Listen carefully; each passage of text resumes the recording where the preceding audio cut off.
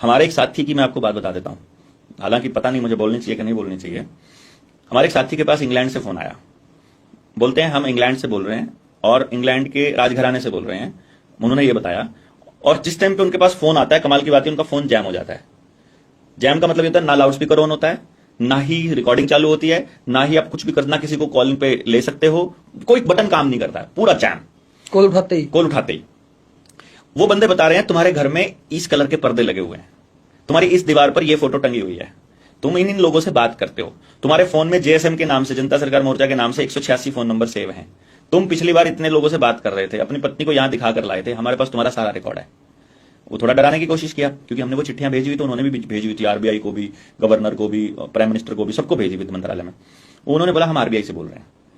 ठीक है, बोले देखो तुम्हारे पास दो ऑप्शन हैं, या तुम्हारी बात मान लो, या फिर तुम देशद्रोह में अंदर जाओगे, या सड़क एक्सीडेंट में मर जाओगे, या जहर लग के मर जाओगे, या पैरालिसिस हो जाएगा। हमें कुछ नहीं पता। किसको फोन आया था ये वाला? हमारी टीम का एक साथी है, नाम नहीं बता रहा हूं अभी।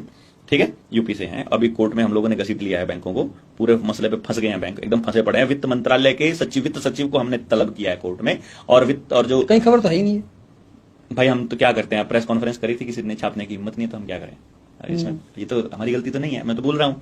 तो ये तो बकायदा सारे डॉक्यूमेंट्स हैं, सब कुछ है। तो जी उसको बोला हमने, और वो जो बंदा था वो बोला या तो ये नहीं मानोगे तो तुम्हारा ये हाल होगा, और यदि तुम हमारी बात मान लेते हो। मानने में तुमको क्या करना है? मानने में तुमको ये करना है कि जो तुमने आज तक चिट्ठियां भेजी हैं उसका जवाब हम तुमको नहीं देने वाले हैं, और तुम्हें भी आगे से कोई चिट्ठी नहीं भेजनी है, बस इतना सा मानना है। बदले में हम तुमको दो ऑफर दे रहे हैं, दोनों की दोनों तुम्हारी। पहली, हम तुम्हें 2 एटीएम देंगे, पूरी दुनिया में जहां से चाहो जितना चाहो पैसा निकाल सकते हो उस एटीएम से। यह है पहली ऑफर।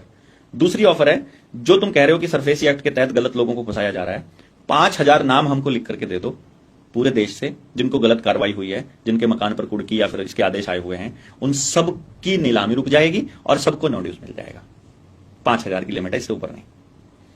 ये दोनों ऑफर तुम्हारे पास है, तुम ये रखता है तो तुम ये कर लो। ले लेते फिर एक, कम से कम आपका एक टीम मेंबर तो हो जाता। सही नहीं, एक टीम मेंबर तो हो जाता। अब हम फंसे हुए हैं कि अब हम क्या करें, मतलब इतने से में हम बिक जाएं या लड़ाई को जारी रखें, आदमी खो दें या क्या करें, हम नहीं समझ में आता कि एक चिट्ठी ने और एक कागज ने मतलब इतनी हिला दिया, पूरा सिस्टम हिलाया हुआ है। क्योंकि जिस दिन ये चीजें बाहर आएंगी उस दिन पूरा बैंकिंग सिस्टम क्रैश करने वाला है, इनको भी मालूम है क्रैश करने वाला है।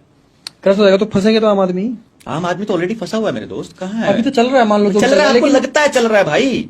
आप सारी जिंदगी इसी तरह से चलते रहो तो आपका कुछ नहीं होने वाला है।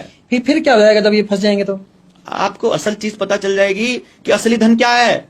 सोचो, 40 साल की उम्र तक आपने अपनी सेहत को दांव पे रख के इतना काम किया, और आपको मालूम है कि आप जो काम कर रहे हो, इस काम में आपकी आंखें कितनी खराब होंगी, आपका ब्रेन कितना डैमेज हो रहा है, आपको मालूम है आपकी सेहत अंदर से, आपका गट कितना खराब हो रहा है, रात को जाग जाग के आपका पूरा का पूरा सिस्टम अंदर से ऑर्गन फेलियर की तरफ आप जा रहे हो, आपका पूरा सिस्टम अंदर से खराब हो रहा है।